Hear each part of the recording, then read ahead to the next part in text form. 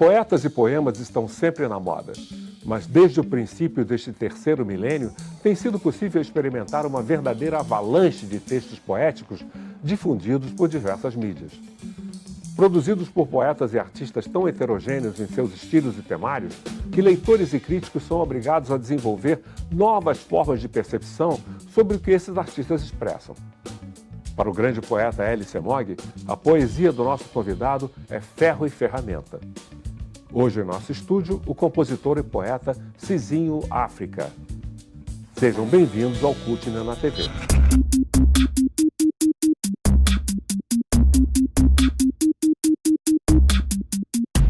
Sou força motriz, sou malandragem que me faz viver nesse terreno hostil.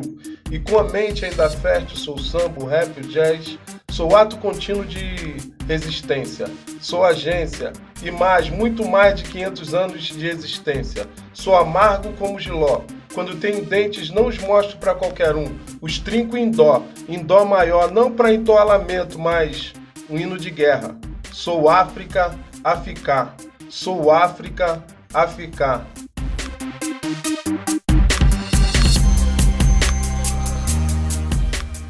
Desacato lírico é resultado de mais ou menos 12 anos de atividade, né? Eu participo do Griotagem, que é um encontro poéticos entre pretos e pretas na UERJ. Então, tenho escrito ao longo desse tempo e reuni nesse livro algumas poesias que eu faço.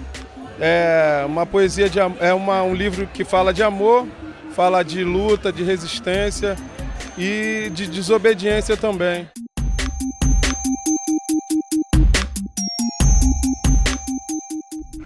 Hoje nossa entrevista é com o compositor e poeta Cizinho África. Cizinho, compositor ou poeta, qual a sua identidade primeira? É complicado, mas eu comecei a escrever antes, né? Minha escrita vem desde a adolescência. E a música, ela também estava, mas foi se materializar bem depois, né? A música.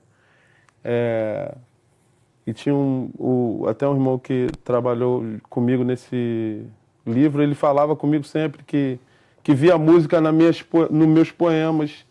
E mesmo eu sem ser um músico, ele falou, quando você encontrar alguém que faça a harmonia, essas coisas, você vai ver que vai dar certo. Então, tinha gente que já via a música nos meus poemas.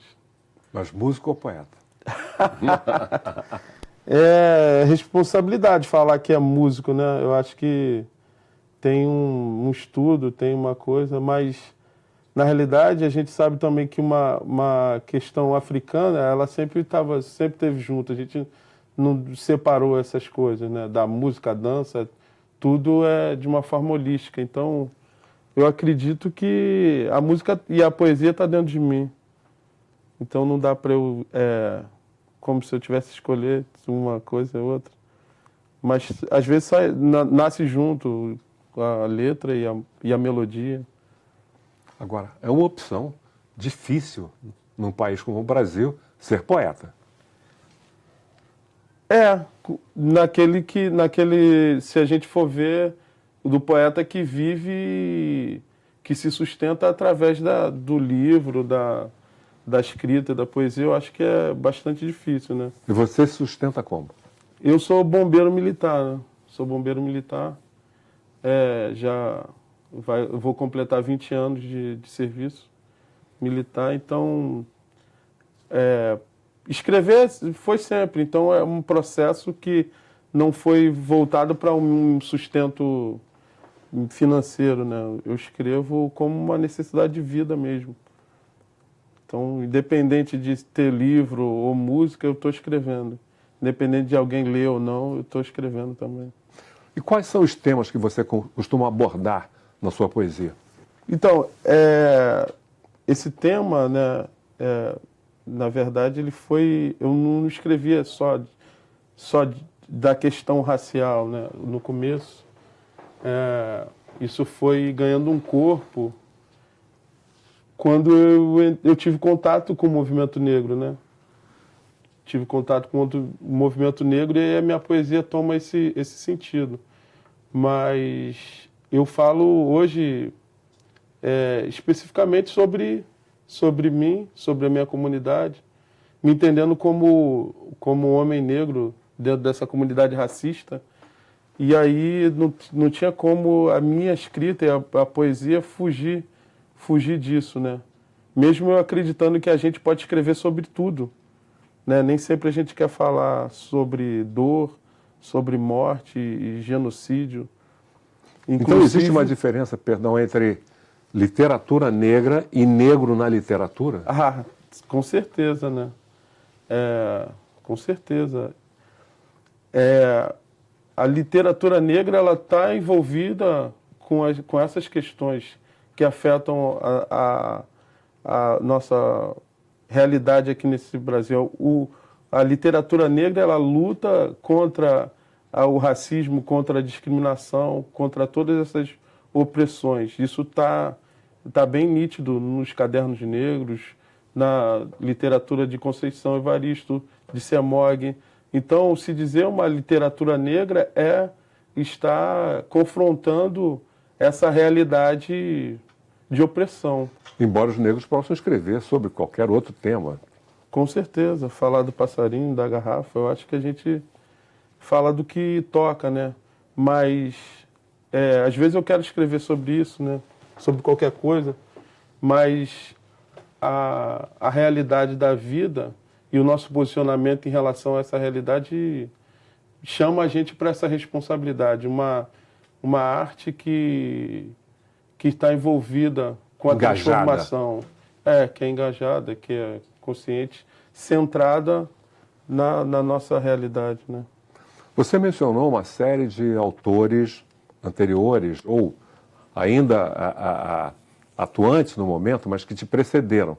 Então, o caso da Conceição Evaristo, do L. Semog, do Limeira. Uhum. Qual o tributo, o que você acha que você deve a esses autores?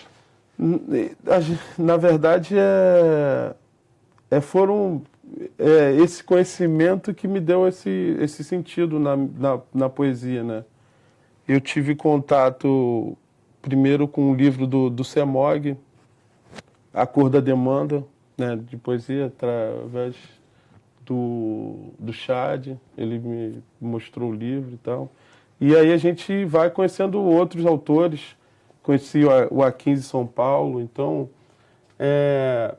eu devo o tema, eu devo o entendimento sobre o que eu poderia fazer com essa poesia. Como o Semog falou, né? Como eu poderia usar isso como uma ferramenta, né? Então, deu sentido ao que eu escrevo, né? E você, como é que você vê hoje, com esses novos coletivos negros, com esse número muito maior de negros na universidade, qual o impacto que isso está tendo sobre a realidade da maneira que vamos você ver? Eu acredito que tem uma importância significativa, né? Principalmente na questão da autoestima, da nossa autoestima, né? A gente vê o quanto que isso tem influenciado na política, na estética, né? E agora, é necessário a gente não ficar só...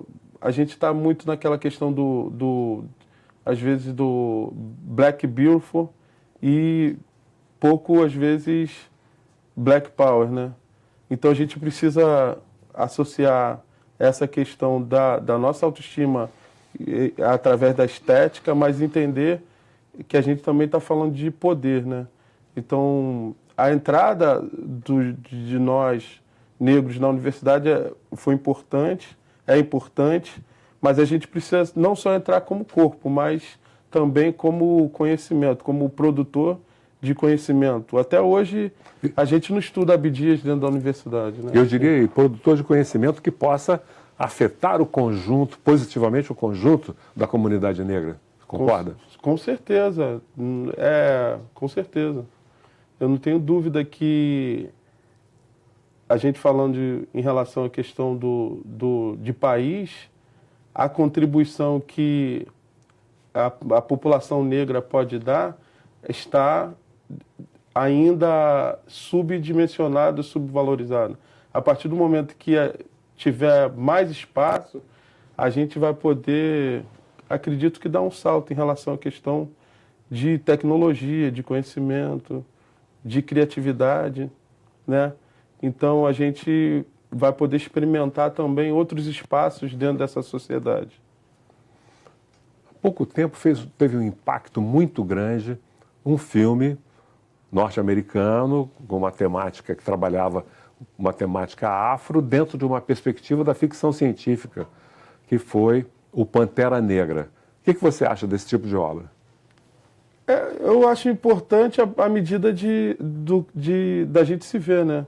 Eu acho que a gente pouco se vê na tela, e principalmente da televisão, e com esse tema mesmo de super-heróis.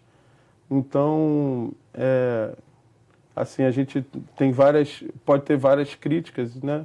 Se foi bom ou ruim, mas de cara para a criança que entra no cinema e se vê, é bastante importante, né? Que isso é uma das estratégias também do racismo, que é a gente não estar sendo representado, e bem representado, né? Nas mídias, né? Nos livros, no cinema. Existe normalmente um lugar que a gente é representado nas telas. E aí esse filme, eu acho que ele dá esse ganho, né? E tem uma afetação que a gente não tem nem ainda a dimensão para medir, né? Como que isso vai afetar para uma criança, né? Dela poder se ver e entender que é uma possibilidade também dela estar dentro daquela tela, de ser também o herói, né? Eu acho que tem isso. E como é que você se vê na posição de um poeta negro quando diante de uma plateia predominantemente negra? Qual é a sua responsabilidade que você identifica? A minha responsabilidade é de provocar o pensamento, né? De provocar a crítica, né? Criticar. Eu acho que a gente, em vários momentos, a gente ainda continua com a mente escravizada, presos, né? E eu acho que a poesia, ela pode provocar isso. Então, a escrita, ela tem essa ideia de trazer algum incômodo, né? E poder fazer meus irmãos, minhas irmãs a pensarem nisso. E para o público branco? Eu espero que ele também entenda, seja afetado de alguma forma, mas quando eu escrevo algo que está muito pensando na minha população negra. Eu escrevo pensando assim.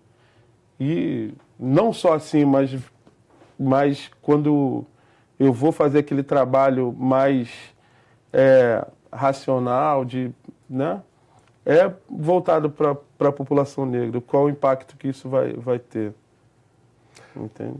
Nós vamos para o intervalo e no retorno eu gostaria que você recitasse uma poesia sua que você ache importante para esse momento. Voltaremos daqui a pouco.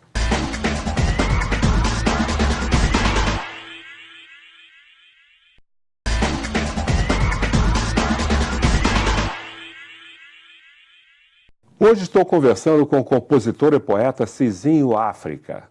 Cizinho, recite para nós aqui um poema que para você é importante na sua trajetória.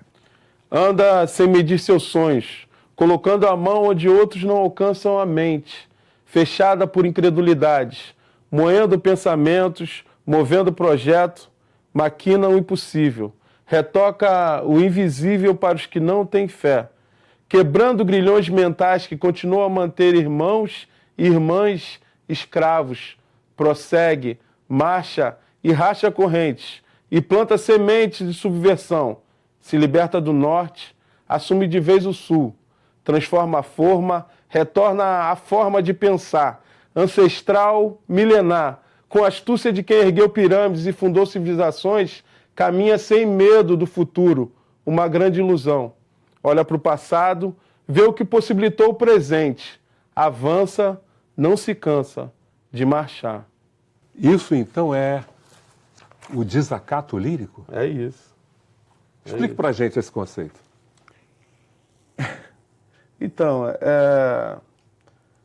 quando a gente toma conhecimento da literatura do Abdias, do Malcolm, a gente sabe que vai ter que se desfazer de alguns conhecimentos que a gente foi adquirindo, né? E de alguns comportamentos. Então, desacato é a ideia de que a gente tem que desobedecer algumas coisas para a gente avançar. A gente vai ter que rasgar alguns livros, rasgar alguns ensinamentos e colocar no lugar outros. Então, o desacato é isso, é chamar as pessoas para uma desobediência. Vamos ver agora um vídeo em que essas ideias aparecem? Opa! A melhor parte que fica é você. E o maior preço a pagar é não acompanhar mais bem de perto cada centímetro que acrescenta a sua estatura. Ter que internamente criar nova estrutura. Ficar longe corta meu coração. Às vezes me deixa sem ação. Só quero que saiba que a amo. Amei você antes do ventre da sua mãe. Contava os dias pra ver o seu rosto. Na ultra, o seu nariz era meu. Depois vi que você era eu por inteiro. E hoje quem a vê sabe que falo a verdade. Não minto. D'água viva, minha cria. Minha cria, afrosia. Afrosia, minha cria. Griotagem, minha cria. Griotagem, minha cria. Augusta, minha cria.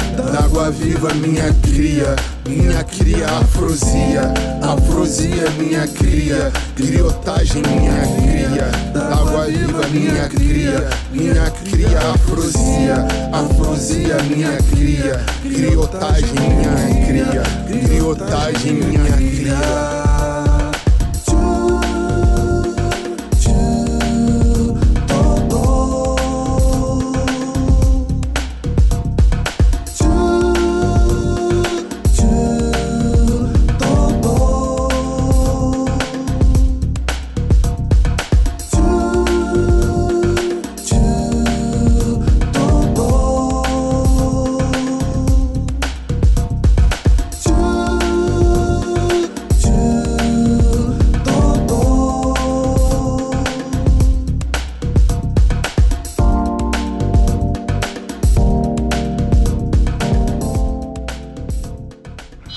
Cizinho, como é que você vê a perspectiva para os jovens negros, para as crianças negras, nesse vídeo que até te comoveu? É fogo, né? Essa ideia, né, do desacato é a gente entender a questão que acontece em relação à imagem do homem negro, que é vinculada, né? A gente está sempre mentalmente ligado a tudo que é ruim, né? Tipo, o cara que abandona a família, o ladrão, o possível estuprador, o cara irresponsável com a criança. Então,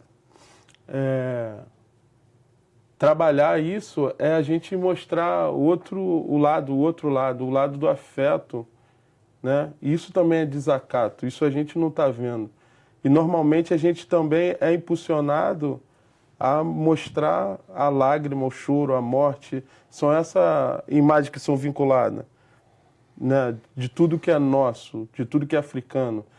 Se a gente perguntar, fechar os olhos e perguntar a alguém sobre determinada questão racial ou a África, é sempre ligado à miséria, isso. Se for em relação ao homem negro também, assim.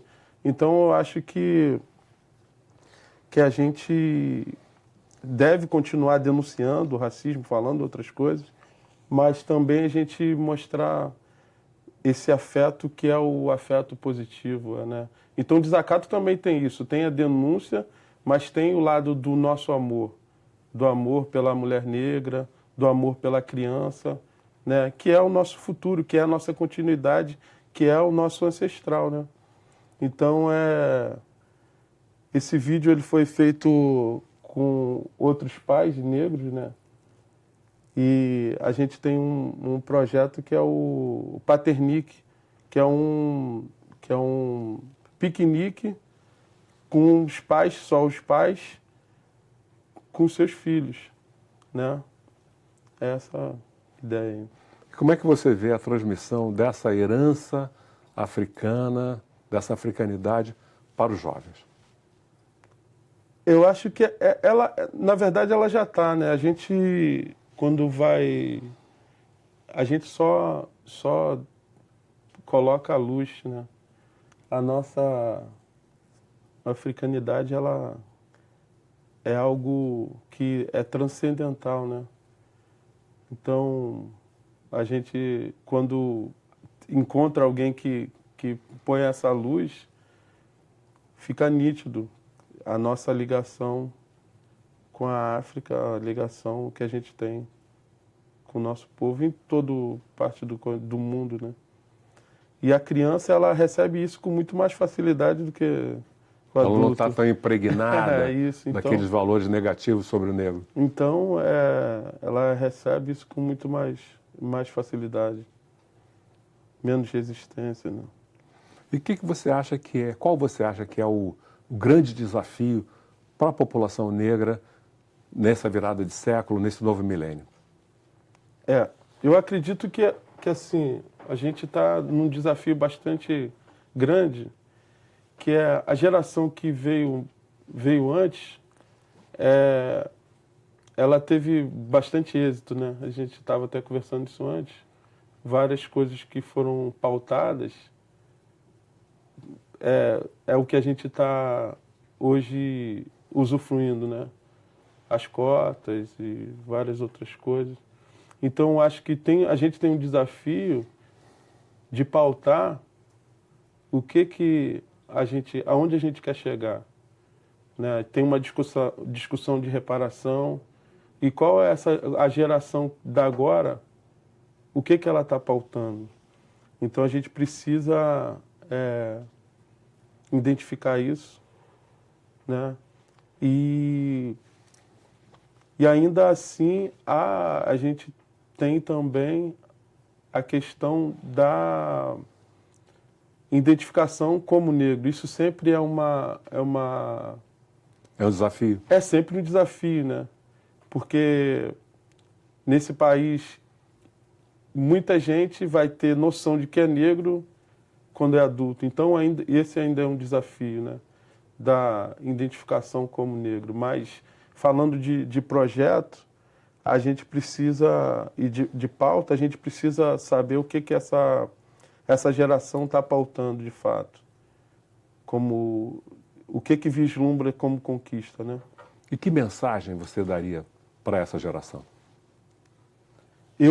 A minha mensagem é de esperança. Eu acredito na gente. O livro é isso, a minha vida é essa. Eu acredito no meu povo, eu acredito no que a gente fez e pode fazer e faz. Então, a mensagem, para mim, é que, de fato, não há nada impossível para a gente construir.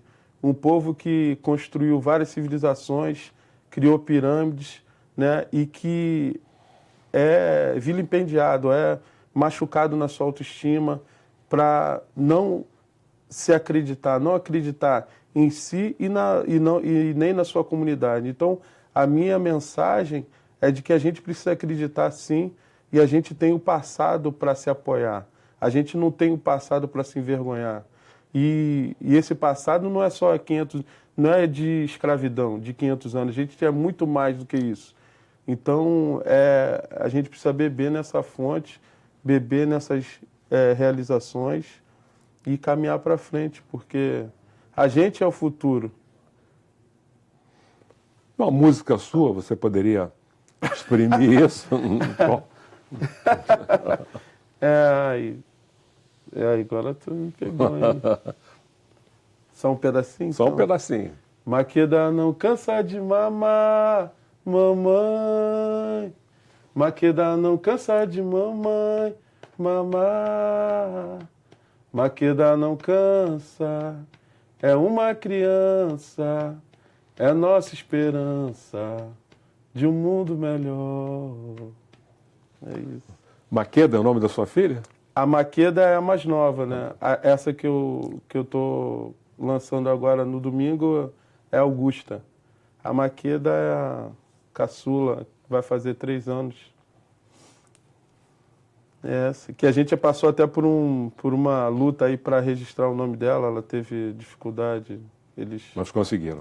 Graças a Deus. Muito obrigado, Cizinho, por essa entrevista, nos esclarecendo como a poesia pode ajudar nessa luta contra o racismo.